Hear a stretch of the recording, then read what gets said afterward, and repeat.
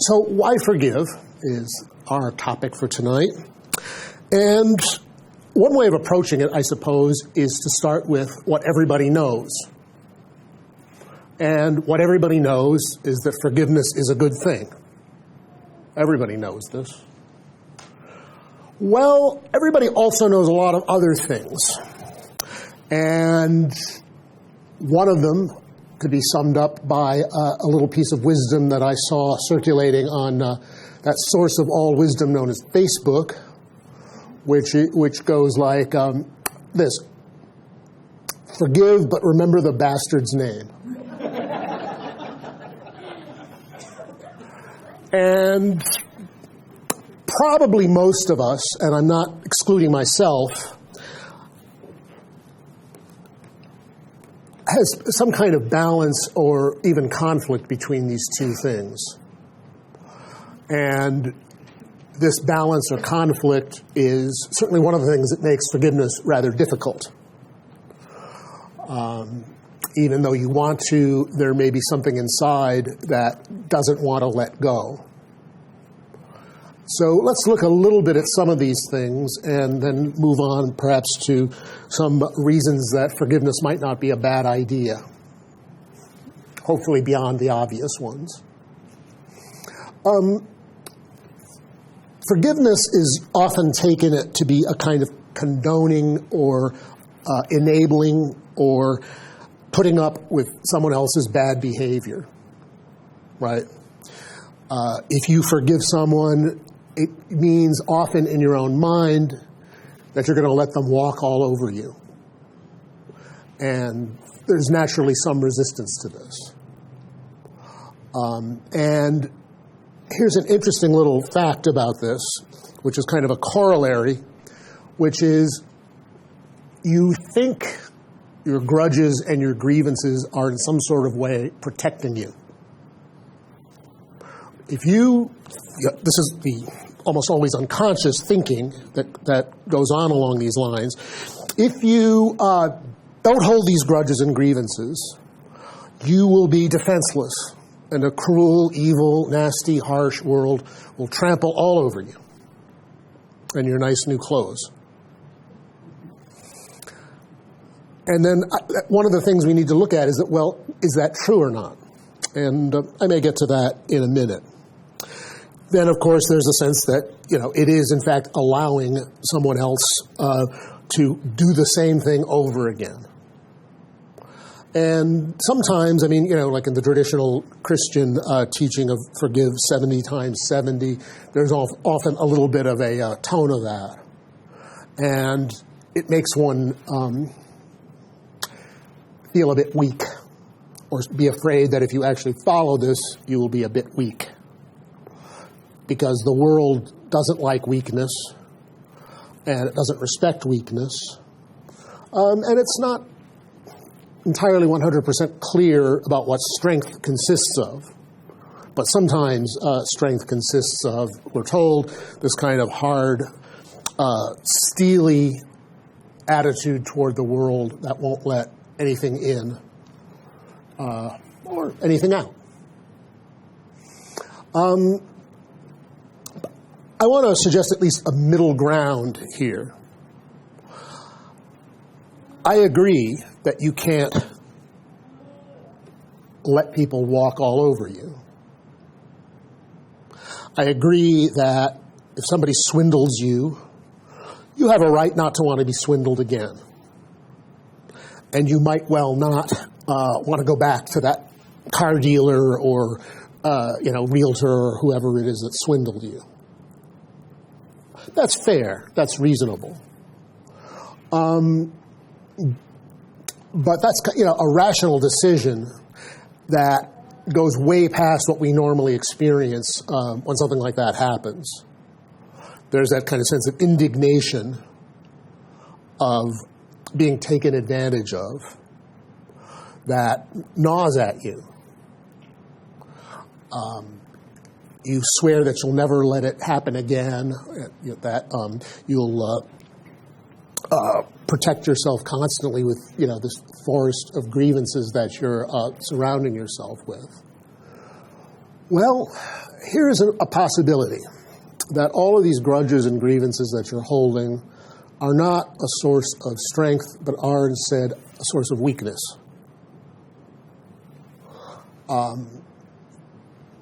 What are they? Well, they are buttons, as in pushing buttons. If you have that kind of button installed in you, which is almost always self-installed, someone can find it and push it. Oh, by the way, everybody is incredibly obvious. Where your buttons are is incredibly obvious. Why don't we know this about other people? Because we're too involved in our own little worlds to actually see what's going on in any kind of clear way. You know, those stories about spiritual teachers who seem to have an almost clairvoyant sense of what's going on in a person or, you know, what's going on in their head. I want to suggest that at least in some cases, this may not be clairvoyance at all, but the fact that this person has freed himself or herself to some degree from the kind of games we play in our own heads, and therefore has a little bit more mental RAM space to see what's going on in everybody else's head. So if someone sees that in you and is kind of smart but not necessarily very moral, that can all be taken advantage of. And you know how this is done on a large scale, right? On individual cases, it might not be that easy to see, but on a mass level, it is. Because our grievances, our grudges, our resentments are the buttons, shall we say, that certain powers that be push to manipulate us. And an enormous amount of what constitutes political life and discourse in this country today is very much a question of pushing the buttons of people's grievances. And guess what? It really isn't so hard using this powerful weapon to get people to vote against their own self-interests, which people do all the time. All the time. I'm not going to get into a political discourse, and I'm certainly not going to take sides here, but it's quite obvious that this happens all the time, is happening now, and shows every sign of continuing to happen in the future. So, if you have all these grievances, they are weaknesses. They are points of weakness. One possible source of strength would be disconnecting these buttons as much as possible. Now, how is this done? Well, the simplest and easiest way is at least to become aware of them. Be aware of your weak points, your grudges, your grievances, collective and personal, and watch what happens when they're pushed.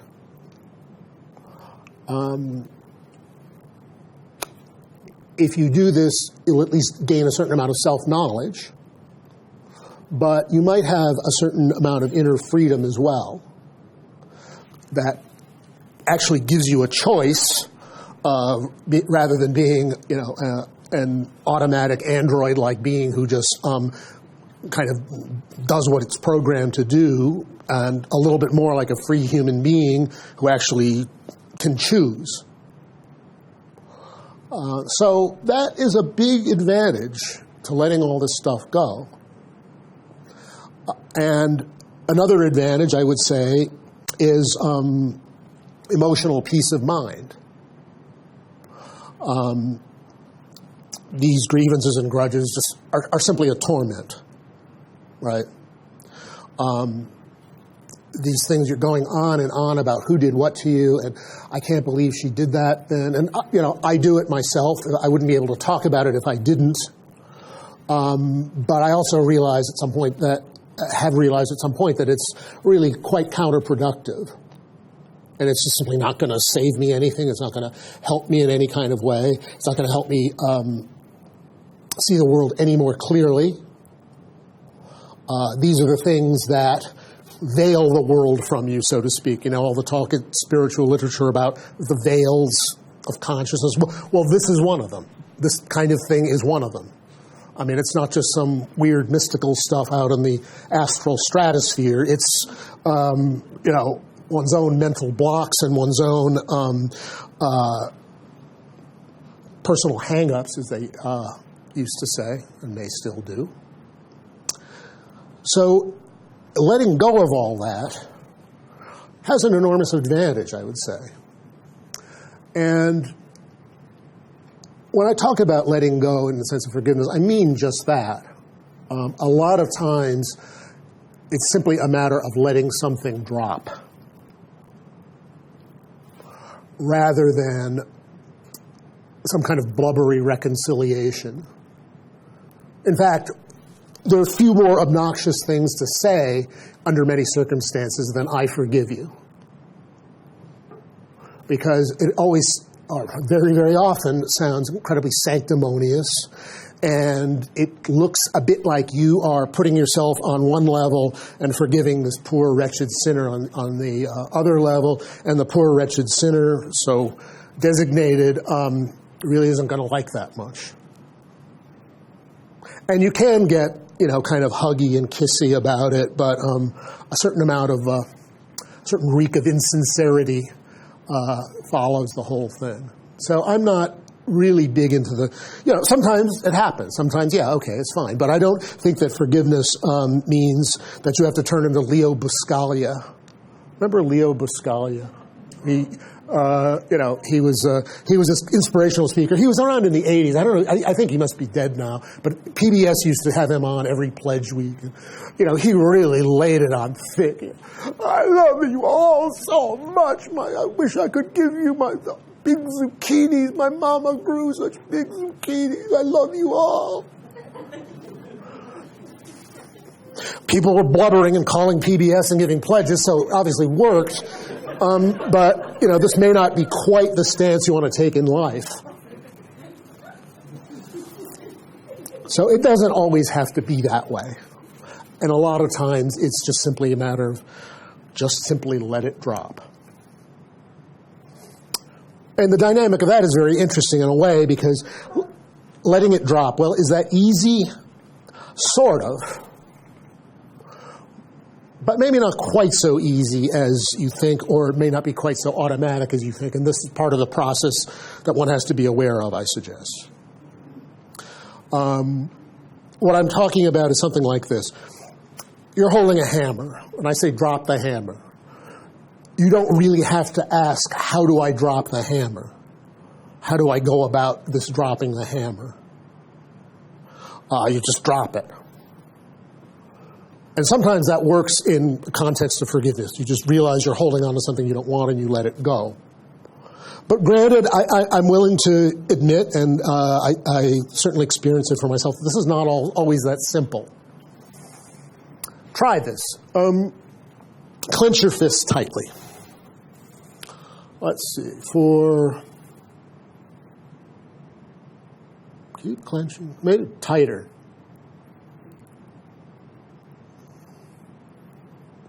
You've now been doing it for a staggering 10 seconds. All right, loosen it.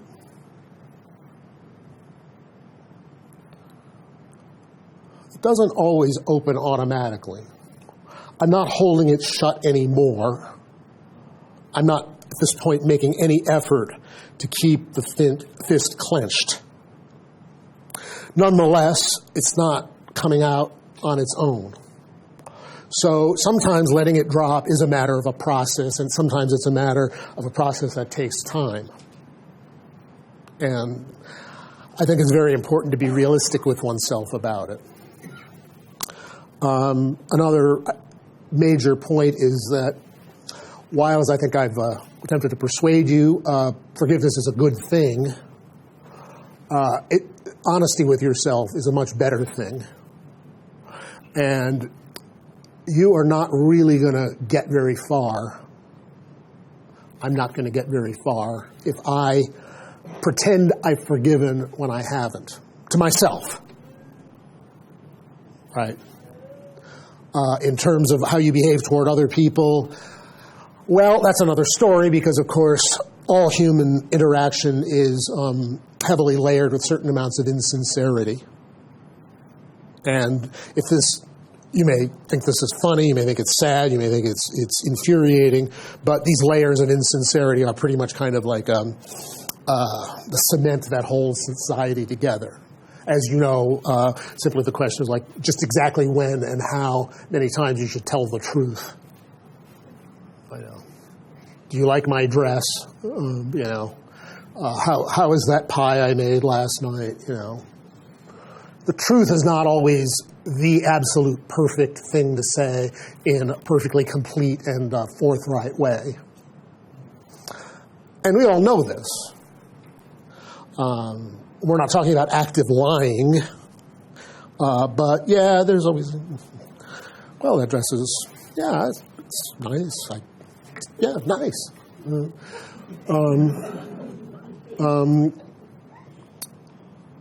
So we do that with other people, and we're expected to. And this is not going to change anytime soon because I don't think it's ever been any different in the past about all of what is known about human history. But it's good to be honest with yourself. And there's a big difference in my mind between, yeah, I've forgiven this person when emotionally you've done nothing of the kind, and saying, no, I haven't forgiven this person, not in the slightest. You may take it a step further and say, well, my upset with this person is not really doing me much good, as I was saying earlier. I may, in principle, want to forgive, and it might even be kind of an act of intention. I may not be able to fully, shall we say, open my fist now, but I may have an intention to kind of let it open in some kind of more natural way, so that you are not punishing yourself for not being able to forgive. Needless to say, or no, I guess it is needful to say, forgiveness has to include oneself. If you're incredibly harsh with yourself, as opposed to at least cutting yourself a little bit of slack, well, that is a recipe for unhappiness. So, all right, sometimes the best you're going to do is I forgive myself for not being able to forgive. Maybe in the long run I'll be able to, but right now it's just not the way it is. And you'll also notice something rather curious, that people's grudges are only kind of approximately connected to the size of the actual offense. Sometimes people, I've certainly done this myself. Sometimes people will be able to let a fairly major slight go, but be furious at someone for not sending a Christmas card or returning a phone call. Why is this? Well, as you all know, the human mind is not completely rational. So that's another thing to be aware of as well, I would suggest.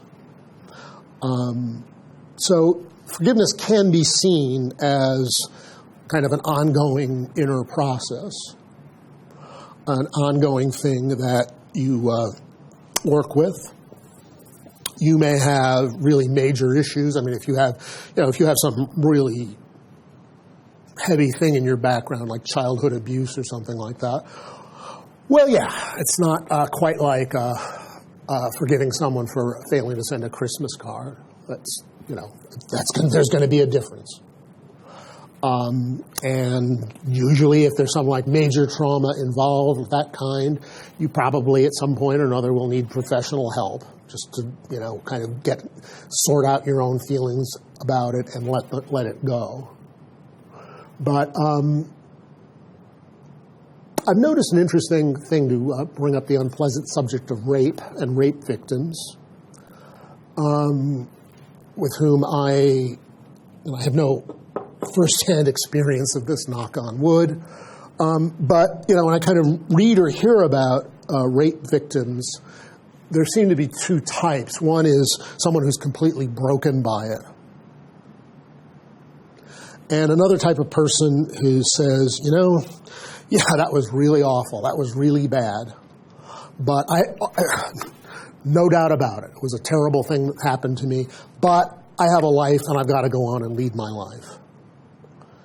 It would seem that the second response is healthier and more productive. You're not letting it go to be a nice person or because Mr. Jesus in the Bible says you ought to. You're doing it because you have a life that you want to continue having and you don't want it submerged in this event in the past. As I say, some people usually do need some kind of professional help or guidance in sorting through it. But in the end, I think you can say letting it go in that sort of way is more or less the same as forgiveness. You're letting it go. How far you go with it,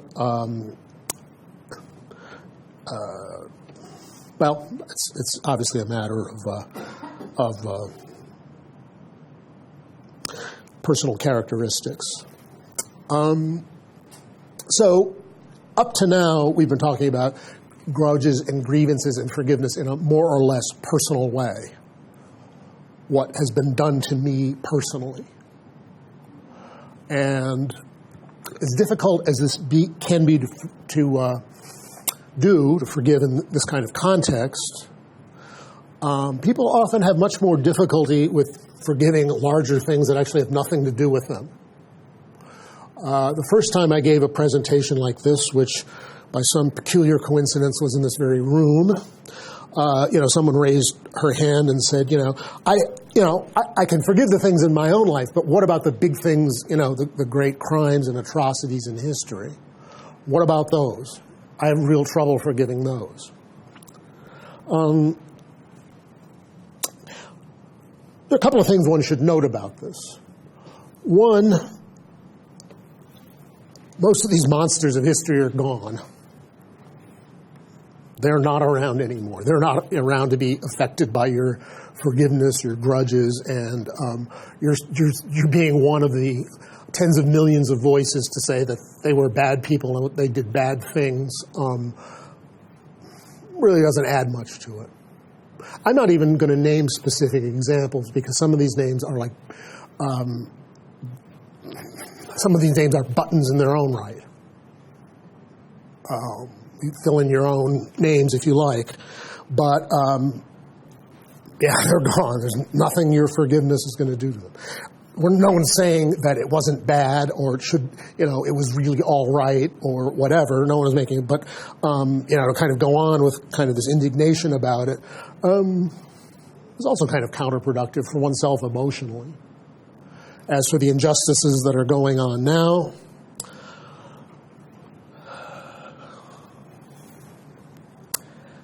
what I'm about to tell you may itself be worth the price of admission. You are not going to do anything about the vast majority of things in the world today. You are not going to do a single damn thing. You know it, and I know it. Why? Well, one thing, no one can. No one can take effective action on X, Y, and Z. You may want to sometimes feel like you're taking effective action by signing a petition that nobody's going to read anyway. And, I do that sort of thing myself as I call it a sop to my conscience. It's probably harmless. But to really affect things is quite a big task. And even to affect things in a little way is quite a big task. The story occurs to me. I have a friend who is or was very, very well connected in the Tennessee Republican Party. And about 10 years ago, or more, 12 years ago, I suppose, he really did not think that Mr. Bush's idea of invading Iraq was a very good one. So he decided he was going to do everything he could to fight it, and he did. He saw everybody he knew. He saw everybody that the people he knew saw. He, as they say, squandered all his political capital. Nothing came of it. And I'm talking about someone with actual real influence and connections. In the end, well, as I suppose you know, the United States did go to war with Iraq. And my friend got fed up with politics and never wanted to bother with it again. So another valuable piece of information I'd like to offer to you is that a wise man never undertakes actions that he knows to be futile. This is not to say that you're powerless in the world, but the only people who affect anything at all, the only people who do make any sort of change at all, tend to have one thing in common. There's one thing they're working on. They know this well, whether it's environmental or social justice or hunger or blindness in third world countries or whatever. People take on, like Princess Diana, remember her?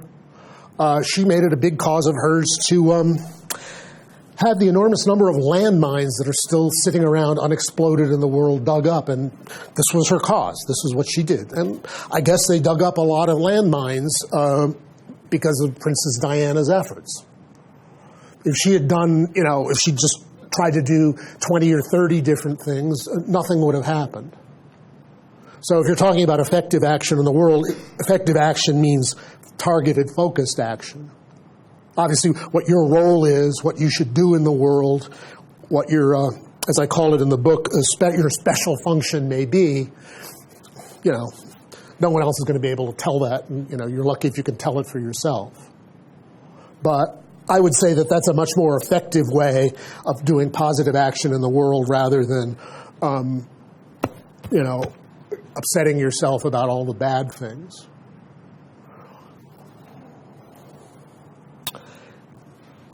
There's another problem with this aspect of it.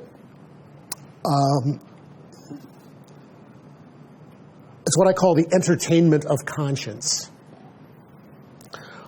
As you know, you can go just about anywhere in this great country of ours and see enormous widescreen TVs. I mean, they're in elevators now. There's even the gas station TV network, which usually is pretty innocuous. But, all this stuff, and of course the news is almost all not only bad, but it's the most, here are the 5 worst things that happened today to anybody that we could find, so here they are for your pleasure. So why do we do this? I mean, there is the unfortunate fact that there is something in human nature that likes to watch violence and suffering. This is an ugly fact. The Romans knew it because they literally had people kill each other. We're more sophisticated about it now, and it's brought to us under the guise of news. But you have to wonder about that. The other thing is getting upset about all of that stuff, particularly in the news watching. It does feed something I think that's a bit unwholesome, which is the reasoning goes something like this. Again, unconsciously, if I get upset about all these terrible things that happen in the world, this must make me a good person. Well, as a matter of fact, it really doesn't. Why? Because it doesn't really do much anyone good. A good person helps other people. A good person doesn't, feel guilty because, he isn't doing anything. Guilt doesn't make you a good person. What makes you a good person? Doing things that actually help people. Actually behaving kindly and decently. That makes you a good person. Feeling bad because bad things are happening in the world is really quite irrelevant. So that's that's how you forgive the big things. You take action. In my view, I would say you take action where you can. You know, in a sense, what your work is in the world. And I'd be the first to admit that that is not an easy thing to figure out. And secondly, well, it's probably not a good idea to indulge too much in, this kind of lamentation about the way things are. And a lot of it is quite habitual. A lot of people do it simply because they don't know any better. Like during the Gulf War in the 90s, I had a friend who said, I'm really getting upset by watching all this stuff about the war. And I said, well, why don't you stop watching it? She said, I never thought of that. So, I think this is all kind of bundled in with forgiveness because letting go a lot of this internal torment, which is, in a sense, the opposite of forgiveness, the source of much personal unhappiness. But let's go to a bit more, the more metaphysical side of it all. Why should you forgive? Forgiveness is not as universal a value or virtue as one might think. And it's actually fairly recently in human history that it's even been kind of held up as a value. In the West, the first person to kind of practice it in a major way was Julius Caesar. Julius Caesar was one of the two leading opponents in the Roman Civil War. And Julius Caesar won, which is why you've heard his name, and why you may not have heard of Cnaeus Pompey, who was the loser. Well, Julius Caesar got himself elected dictator of Rome for life. That was actually the title he got. And he did an amazing thing. Instead of an enormous bloodbath of his enemies, which is what they usually did after such things, he just let them go. He forgave them. And I guess I wouldn't be totally honest if I didn't have to point out to you that 2 years later they thanked him for this by stabbing him to death in the Senate. But nonetheless, one person who was actually very impressed by Caesar's behavior was a guy who had actually been on the other side, which is the Roman orator and philosopher Cicero. And Cicero, who was at the end of his life at that point was writing mostly philosophical works, has in his philosophical works praise of forgiveness as a virtue. And that is kind of where it started to leak into the Western world at large. Certainly Christianity and teachings of Jesus were another major step in it.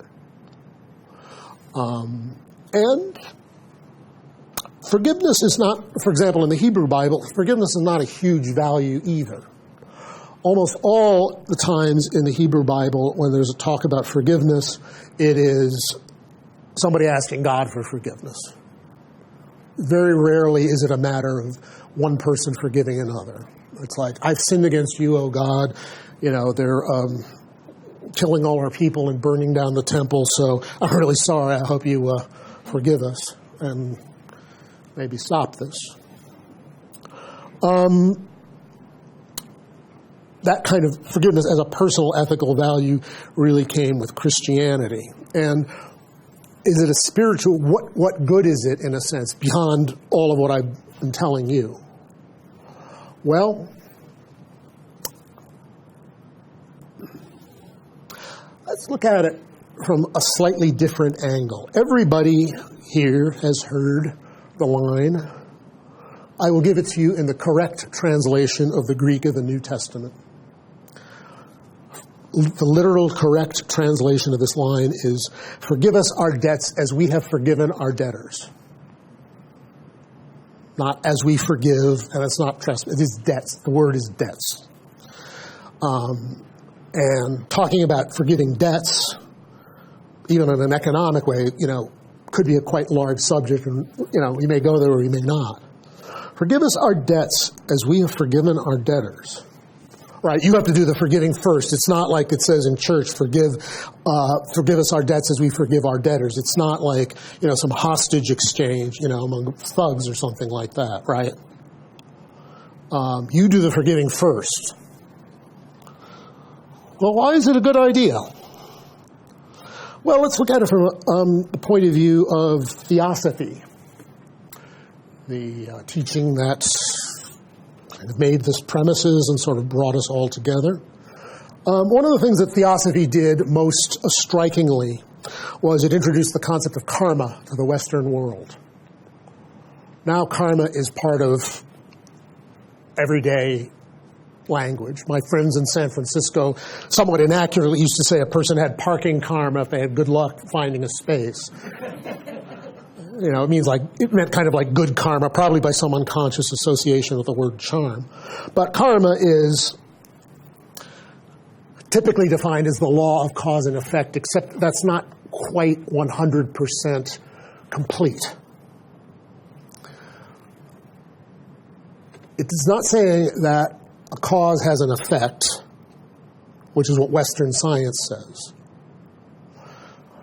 We don't know. A cause has an effect. We don't know what it is. Let's find it out. That's Western science.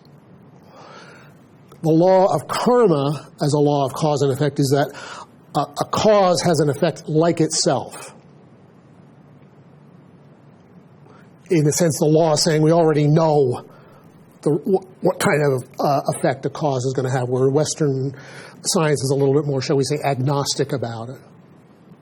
I've often wondered if that isn't why science developed in the West and not in the East, but it would take a lifetime of study to actually figure out the answer to that question. In any case, karma. Well, karma is an impersonal law. Particularly in the Eastern tradition, it's an impersonal law. It is the way things are. It's like the second law of thermodynamics, and I hope you won't ask me what the second law of thermodynamics is. But it's just a natural law. This is the way it is. There's no Mr. God up there, disposing all of this. It's just the way it is. You do something bad is going to happen to you. This is caught on so enormously well in the West because what Christianity turned into, where you suffer an infinite amount in hell for what, at the very, very worst, is a few decades of things, however bad. You have a finite group of sins with infinite punishment. There's no real justice in that I can see. Whereas the law of karma is saying, well, you did this will come back to you. So there is it has a sense of innate kind of cosmic fairness about it that Christianity, as it is now known, doesn't. But the good side of it is that. The bad side is, of course, it is inexorable. You did this. This is going to happen. The language of the Bible, they who sow the wind shall reap the whirlwind. You throw it out, it's going to come back to you. And, this is, as I say, it's more pleasant than the thought of frying in hell for eternity, but it has its own bleakness about it, too. It's just, there's no way out of it. Eastern traditions, as I understand them, are a way, all in an attempt to get out of the wheel of karma. But, so is there any way of sort of short-circuiting this process? Well, I would say that Christianity did, or Christ, or Jesus, whatever you like, did actually hit upon it. He did hit upon an out in the law of karma. Well, I've already said it. Forgive us our debts as we have forgiven our debtors. If this law of karma is inexorable, if you get what you put out, the only way you're going to, shall we say, escape the consequences of your little misdeeds is through forgiveness. Because by the law of karma, if you forgive, you're entitled to forgiveness. Just the way, if you kill someone, you're going to get killed yourself in this life or another. And I think that was a brilliant, shall we say, if Jesus was actually saying that, and what Jesus was saying is, I gave a talk on that a few months ago, and it's a long subject in its own right. But it is an interesting out. And this is actually this is a really good reason to forgive.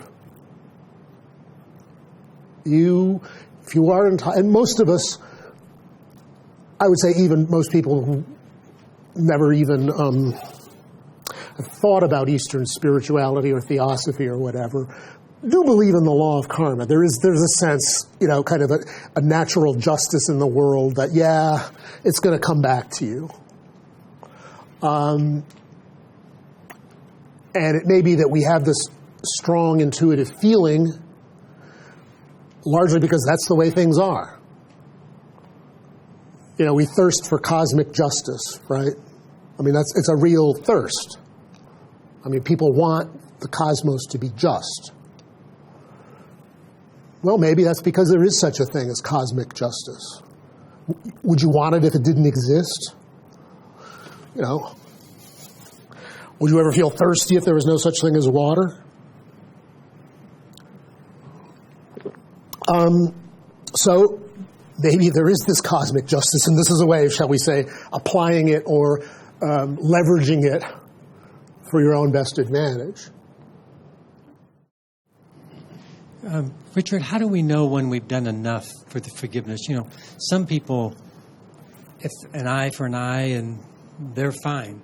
But if you're on the spiritual path, and they talk about the goal is freedom and stuff like that, and how do you know when you've actually done enough? Do you no longer have the bad feelings, or how do you know when you can just move on to something else? Well, how do you know you're better? You've recovered from an illness. It doesn't hurt anymore. There's a point where it just not a problem anymore. And to go back to something I was saying earlier, like everything, forgiveness is an art. And an art involves a judicious application of effort and non-effort, shall we say. If you do something too hard, it's as bad as not doing it all often. So there's a certain kind of artistry in that, and as I tried to say earlier, that a lot of that artistry is being forgiving with yourself. All right, this is as far as I am. I'm upset about this with this person. This is as far as I am right now. Because, as I say, honesty is a much more important virtue still, particularly self-honesty, because without telling the truth to yourself, you're not going to get anywhere. That's as far as I can go right now. Okay, that's as far as I can go. I'm at least willing to accept the possibility that it can go further, and I'm willing to allow it to go further, naturally. I broke my leg. I can walk a couple of steps now that my leg has been set and it's healing a little bit, but I can't really go any further. Give it a little time, eventually everything is back to normal. So that's what I would say. Yeah, when it comes to forgiving, the most important point to me is that whatever happened, learning a lesson from it and become alert to the situation and then move on. Otherwise, if by getting emotionally, disturbed inside, that means it generates the anger inside me. Mm-hmm. So I am being punished than the other person. So in a spiritual sense, the anger is the one which it's eating me up. Mm-hmm. For my own sake, forgiving it does more good to the person, because while I am being angry and getting disturbed for a long time, while the other person who did the harm may be doing fine. So for my own sake, forgiving makes more sense in a spiritual sense, but in a logical, societal way, it makes me angry because justice is not done. So there are two levels we can see, is that in a social and personal way, I want to get even with the person, but in a spiritual way, by being me angry about that for a long time, actually it's like acid inside me burning myself. So for my own sake, for my own well-being, forgiving after a certain amount of processing makes sense, to me. Mm-hmm. Yeah, those are all very good points. I mean, as human beings as we are now, there are a lot of things going on at different levels simultaneously. There is one sense that, this anger isn't doing me any good. There's another sense where I just really want to get back at him. And at the very least, this sets up profound inner conflict. And our minds are, as presently constituted, complex, but not, shall we say, perfectly integrated. So one half wants to do this, one half wants to do something else. And one way of integrating that is, in a sense, trying to see both things at the same time. Why does that help? Because at the very least, it gives you the possibility of rising to a higher level from which you can see both of these, and that in itself, I wouldn't say it's enlightenment, but I think it's kind of a type of enlightenment or something on the way to enlightenment. But again, you just, one has to be frank about it. The other thing is, the law of retaliation has been the law of human history ever for a long, long time. Like, one of the most famous turning points in Western history is there's the Oresteia of Aeschylus, which is a trilogy of 3 tragedies produced in 458 BC, if I remember correctly. And what happens is Orestes' mother kills his father. And so he's supposed to kill her, which he does. But then, of course, so the Furies that are nursed on the blood of her mother come and torment him. And in the end, the gods come down and sort it all out by instituting a kind of rule of law. And so the rule of law, as we now know it, takes the place of the law of revenge. If someone is murdered in this country, the victim's family is not supposed to retaliate. It's against the law to retaliate.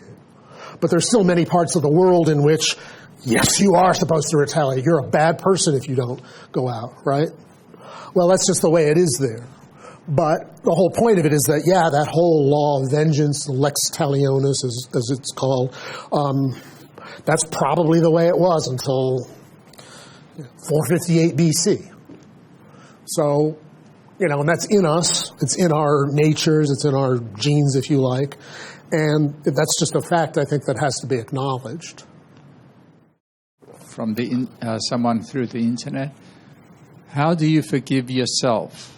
Sometimes we are so mad at someone for doing something painful to us, but we allow them to do it.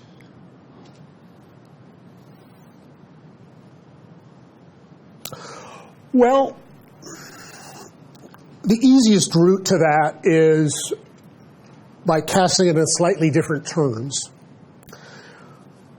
Rather than regarding it as an offense against yourself, a bad thing you did to yourself, it becomes much easier to let go of if you cast it in terms of a mistake. I made a mistake. I let this person do that to me. It wasn't good, because we're not trying to lie to ourselves. It wasn't good. Yeah, I shouldn't have done it, but I'm not going to make life any worse for myself by beating myself up about it.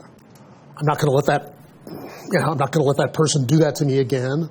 I'm not going to let myself be walked over in similar circumstances later. So this was a mistake. I learned from it. I think that's a healthier and more promising approach than either beating yourself up about it, or what is this as bad or as worse? Hey, you're beating yourself up because you let someone do this to you. Oh, you've just made the problem worse because now you're beating yourself up because you can't forgive yourself for letting this person do this to you. So you've just added a whole other dimension of guilt and suffering for yourself. And of course, the objective is to remove dimensions and layers of guilt and suffering for yourself rather than add on to them. And a lot of this stuff, if you're kind of aware of it, it becomes much easier to deal with. It reminds me of a woman I know years ago who had a dog that was barking too much, and she had to teach it to stop barking. And what she said to me was, well, the first thing you do to teach a dog to stop barking is to teach it that it's barking. I guess. A dog can be aware that it's barking or not aware that it's barking, and she, at any rate, thought so, and that was her approach to it. So, in terms of our own psyches, being aware that you're barking, so to speak, is a very good, shall we say, opening salvo. Sometimes the first step towards forgiveness is realizing the other person was born an idiot. There was no question mark. Well, I guess you all know that as we all make our way or stumble our way through lives, you're going to meet a lot of different people. And yes, some of them are idiots, or seem very much, or seem indistinguishable from idiots to all external appearances. So yeah, that's, what are you going to do this? But I mean, it's a joke, sort of, but in another way, it's not, because there are situations that you realize this person is simply not capable of doing anything any better. This person is simply the way the person is. I have no reason to expect this person to improve. I can, often they can kind of guess, why this person might be that way. But of course, you're not going to change it. Whether they're that way because they're stupid. And here's a fascinating fact. Do you know that half the U.S. population are of below average intelligence?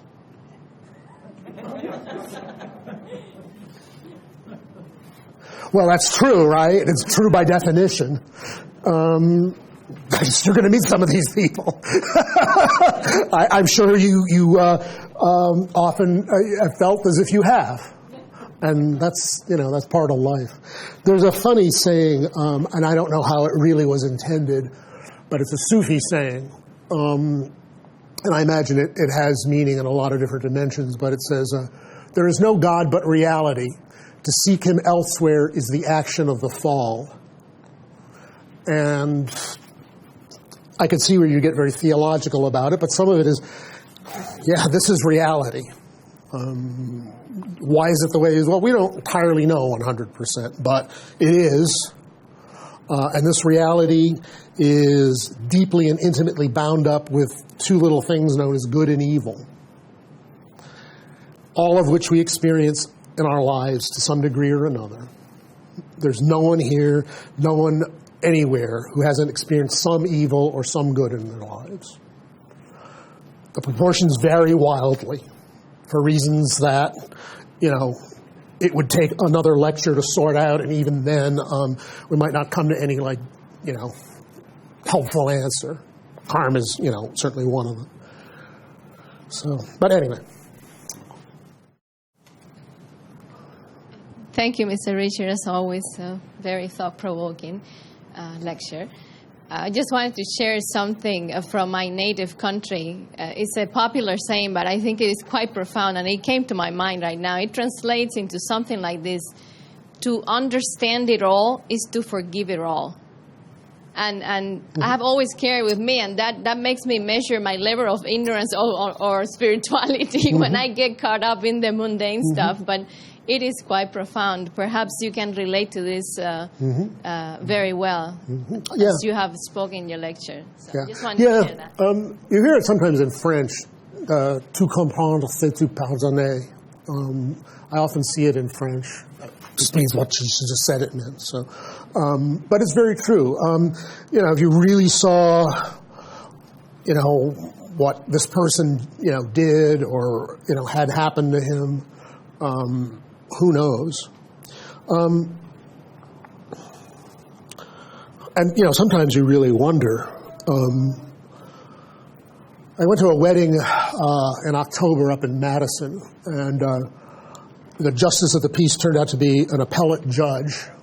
And I was talking to him before the wedding and just making idle conversation. I said, well, you're an appellate judge. You must see a lot of strange slices of life. And he said, yeah, a lot of childhood sexual abuse. I don't know. That was the thing that came to his mind.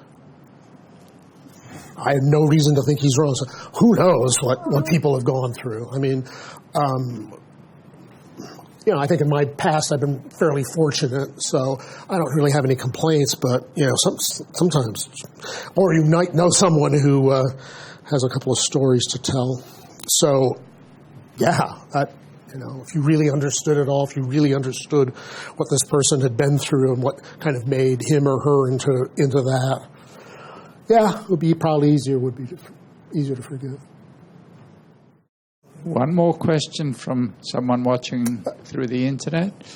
You spoke of the veils of consciousness. Is forgiveness an energy force that can overcome or strip away the veil of consciousness? A veil of consciousness, sorry.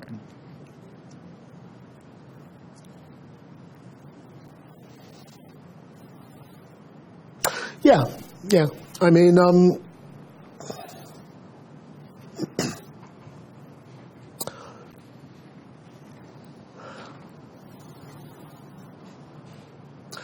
you have all heard this saying, we are one, we are all one, right?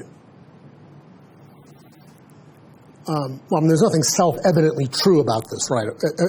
Because I have a body here, you have a body sitting there. Are we one? In what kind of sense are we one?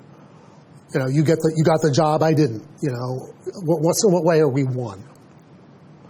That, at least according to some teachings, is a veil. These physical forms are a veil that mask kind of an deeper underlying unity. So you could argue that forgiveness is a way of weakening the hold of one's belief in this one level of reality as the only level of reality and moving a little further ahead.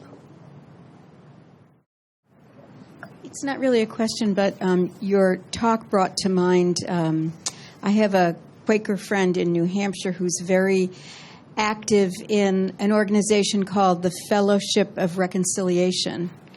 And to me, the work that these people do with people who have perhaps murdered someone in their family or whatever is such an incredible role model and example of forgiveness and the whole reconciliation piece of it.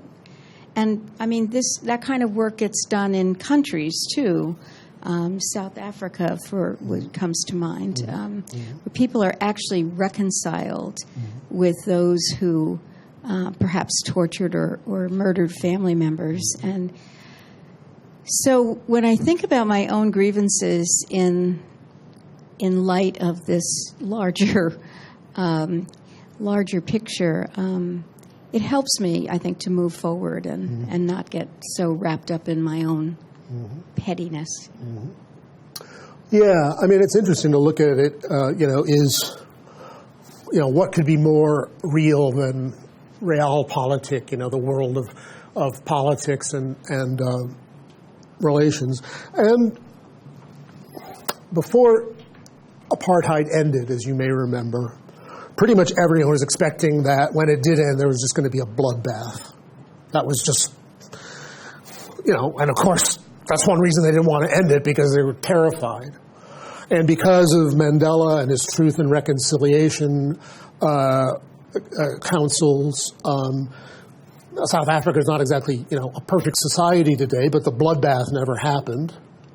So, you really have to, and another example is the World Wars. World War I. World War I, Germany lost. And the Allies decided they were really going to punish Germany and make them give up territory and pay some staggering amount in reparations. And this worked so incredibly well that 20 years later, a newer, stronger, and meaner Germany started World War II. This time it was different because the winners, mostly in this case the Americans and the British, decided instead of punishing these countries, who had a pretty high stack of atrocities racked up to their name, they decided to forget them. They rebuilt those countries. And, there are a lot of threats to peace in the world, but quite frankly, Germany and Japan are not very high among them. So, even in terms of politics, I mean, nothing is more real than this, right? What's more real than 2 world wars? Even in that context, forgiveness actually turns out to be, a matter of good policy. Now, people will say that, maybe the United States did this out of self-interest. Well, very well, but one of the themes that I've been trying to pursue this evening is that, forgiveness is a matter of self-interest, many different ways.